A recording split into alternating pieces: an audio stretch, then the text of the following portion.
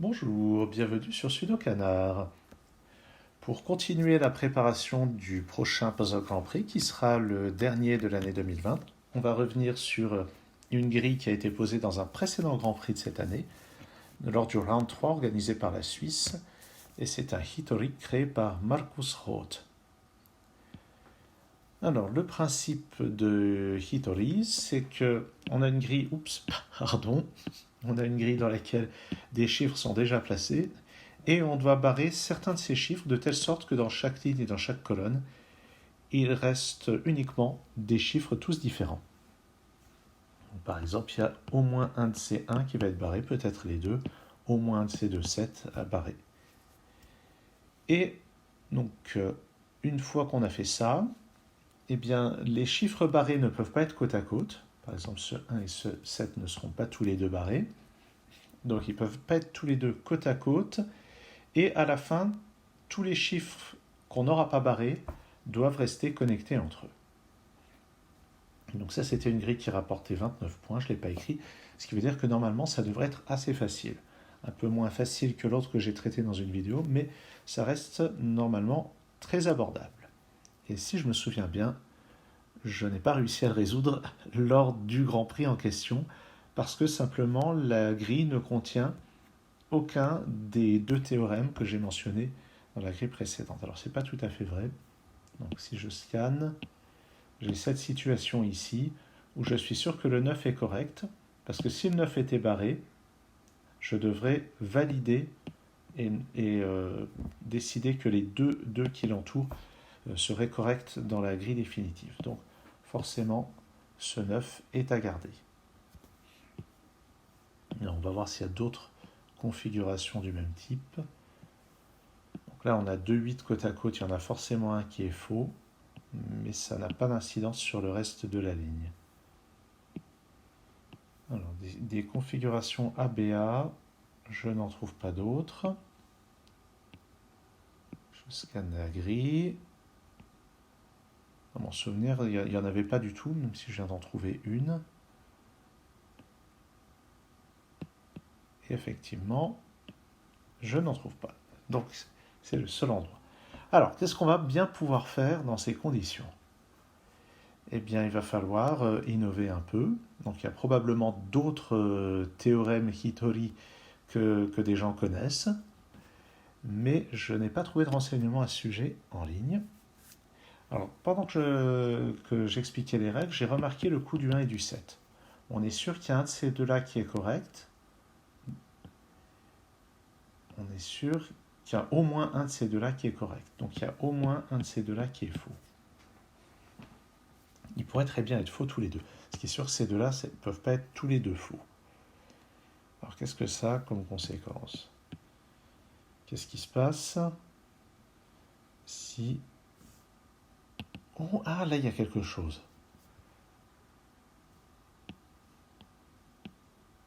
Alors, c'est quoi ce quelque chose?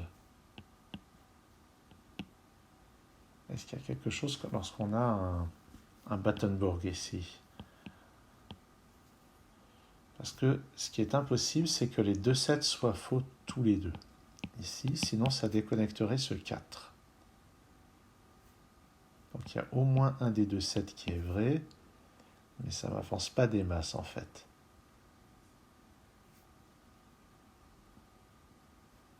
Non, ça ne m'avance pas des masses. Donc je vais plutôt me concentrer là-dessus. Ou pas.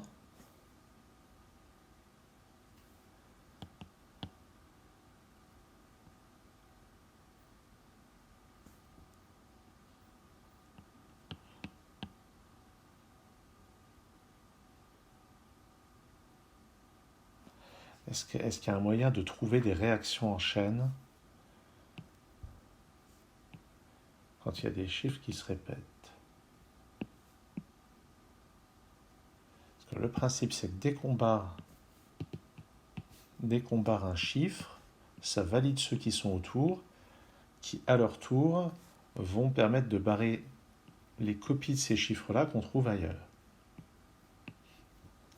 Et ainsi de suite, il y a des réactions en chaîne. Mais si ce problème est censé se résoudre assez simplement, vu le faible nombre de points, c'est qu'on ne doit pas faire des réactions en chaîne à n'en plus finir. Alors bon, là, on voit que la réaction en chaîne que je viens de faire n'a quasiment aucune autre conséquence que je viens de voir. Donc, c'est pas très intéressant.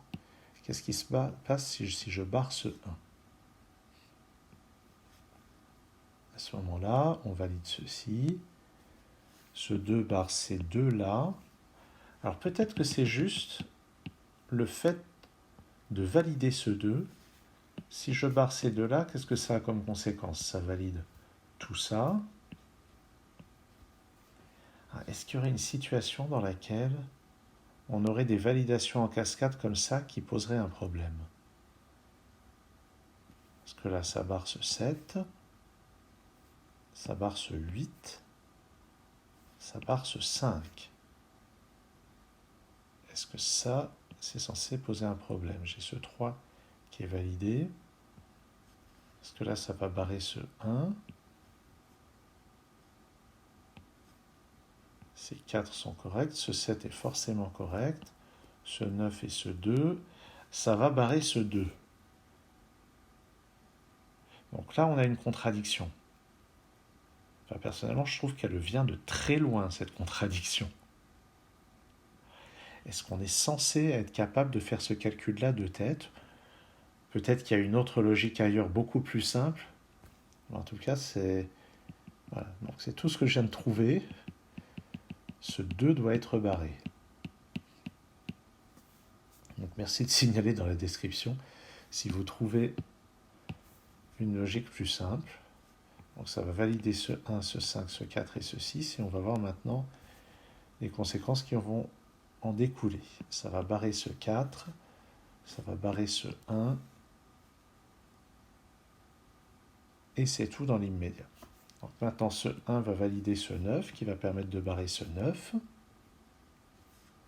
Le 1 valide aussi ce 8 qui n'a aucune conséquence. Il valide ce 3 qui n'a aucune conséquence. Passons au 4. Ses voisins sont maintenant validés. Ce 5 n'a pas d'impact. Ce 9 permet de barrer le 9 que voici. Ce 1 permet de barrer le 1 que voici. Et le 7 permet de barrer le 7 du haut. Lui-même permet de valider ce 4 qui n'a pas d'effet. Par contre, la position du 7 et du 2 font qu'il est impossible de barrer ce 6, sinon ça déconnecterait ce 1. Il est impossible de barrer ce 7, sinon ça déconnecterait ce 4. Donc je valide ce 6, je valide ce 7, et je ne crois pas qu'il ne permette de barrer quoi que ce soit. Allons voir maintenant les voisins de ce 9. Je valide ce 6, pas de conséquence. Je valide ce 2, ça n'a pas d'effet. Et ce 2 permet de barrer le 2 qui est en haut. Lui, à son tour, permet de valider ce 3 pour éviter de déconnecter quelque chose. Le 3 n'a pas de conséquence. Je valide ce 7, ça n'a pas de conséquence, puisque le 7 de la même ligne est déjà barré. Je valide ce 5 et lui permet de barrer ce 5-là. Passons au voisin de... Ah, et ce 5, pardon, permet de barrer ce 5-là aussi. Donc en fait, il suffisait vraiment juste d'une étincelle. Il fallait aller la chercher quelque part. Bon. Je ne sais pas si c'était vraiment ça la solution attendue. Alors, ce 3 est validé, il permet de barrer celui-ci. Ce 4 est validé, il permet de barrer celui-ci. Prenons les voisins du 4. Ces deux 1 sont validés et ça n'a pas de conséquence. Les voisins de ce 5. Ce 6, pas d'effet. Ce 4 permet de barrer celui-ci. Le 2 permet de barrer celui-là. Le 3 ne donne rien. Eh bien, ce 2 permet de valider ce 8. Et je barre celui-ci. Et au passage, on peut remarquer que le 9 ici, si on le barrait, déconnecterait toute cette région-là. Donc je valide ce 9 et ça n'a pas d'autre effet. Et je valide ce 2 au passage. Ce 7 est bon, aucun effet. Ce 6, même chose. Ce 4 ne donne rien. Ce 6 non plus. Ce 5 non plus. Celui-ci non plus. 6. Le 2, le 7, eh ben, ce 9, je crois que j'ai fait toutes les déductions en cascade. Maintenant, le 2 et le 4 me permettent de valider ce 9 pour éviter de déconnecter le 1 qui est là. Et à son tour, ce 9 n'a pas de conséquences. Est-ce que j'ai d'autres déconnexions à éviter? Je n'ai pas l'impression.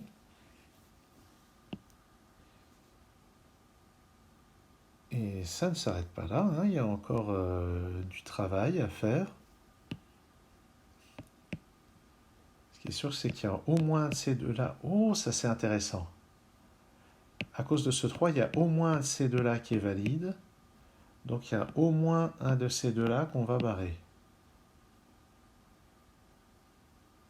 Bon, c'est pas si intéressant que ça quand même. Si on barre celui-ci, ça n'a aucun impact. Si on barre celui-ci,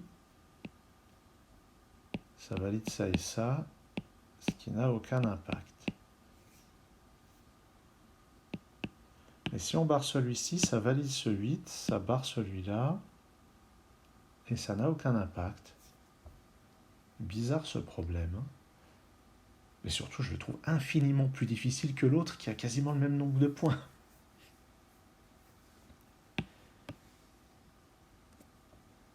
Et si celui-ci est correct, ça barre ce 7 qui valide le 1. Auquel cas, on barre ces deux-là. Et il n'y a pas l'air d'y avoir d'empêchement à barrer ces deux-là. Ça valide ce 8, ça barre celui-ci. Puis c'est tout. Ça valide ce 3 et ce 2. Je vois vraiment pas ce qui me permettrait d'avancer. Alors peut-être que j'ai raté des effets. Bon, je scanne pour vérifier que je n'ai pas oublié de déduction complètement directe.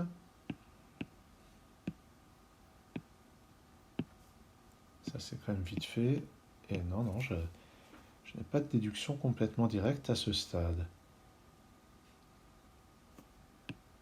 Parmi le 8 et le 3, là aussi, il y en a au moins un qui est bon.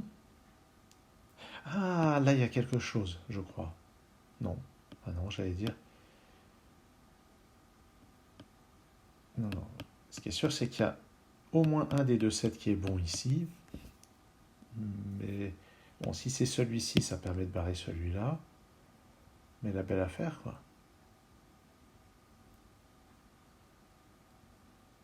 Je vois pas du tout comment faire des déductions relativement directes avec ce qu'il y a là.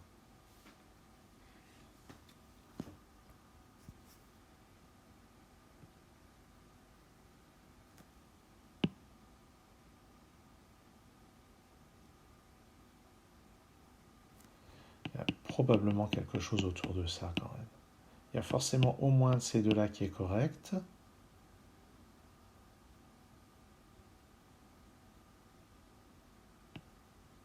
A priori, ils pourraient être corrects tous les deux. En quel cas, on barre le 8 ici. Et ça n'a pas de conséquence de barrer ce 8.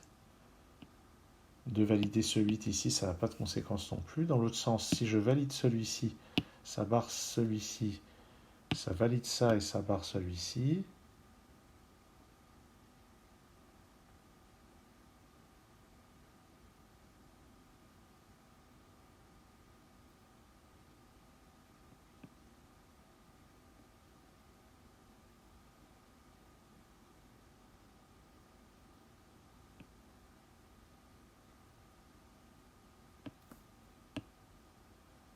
Qu'est-ce qui se passe si je valide ce 3?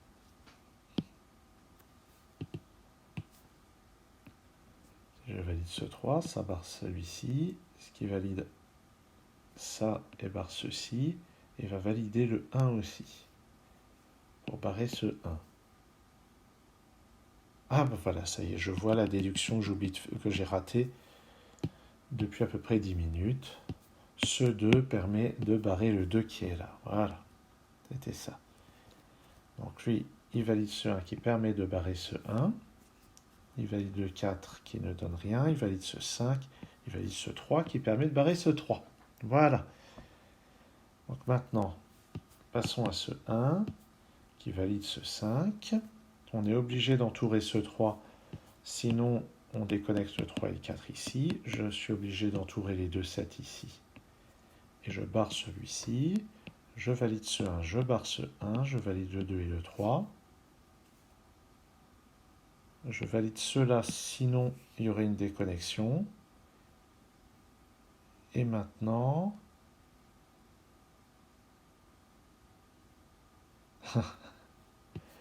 Et maintenant, on peut remarquer ça, ça et ça. Donc, ce qui veut dire qu'il y a au moins celui-ci ou celui-là qui est correct. Ah mais non, le 7 ici. Voilà. Le 7 ici permet de barrer ça. Voilà. Donc maintenant, à cause de ça et ça, je suis obligé de valider ce 8. Ok. Ce qui permet de barrer celui-ci et de valider celui-là. Et ça y est. Ouf. Donc en gros, ce qui m'a bloqué, c'est que j'ai, malgré la remarque qu'il fallait que je vérifie que j'avais rien raté, j'en avais quand même raté un. J'avais raté ce 2 qui permettait de barrer celui-ci. Mais surtout, l'entrée au début, bon, moi j'ai essayé un truc, il se trouve que ça amenait à une conséquence assez lointaine. Donc il devait y avoir quelque chose de plus simple. Si vous le voyez, je vous remercie de le mettre en commentaire si vous avez une technique de Hitori à m'apprendre. Merci d'avoir suivi cette vidéo. À très bientôt sur Sudokanar.